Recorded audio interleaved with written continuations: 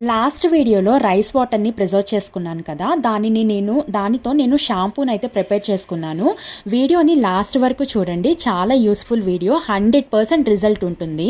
మనం వాడే షాంపూస్‌లో ఏమేమి ఇంగ్రీడియెంట్స్ ఉన్నాయో చెక్ చేసి బెస్ట్ షాంపూని అది ఎంత కాస్ట్‌లీ అయినా కొనుక్కొని వాడుతున్నాం కదా!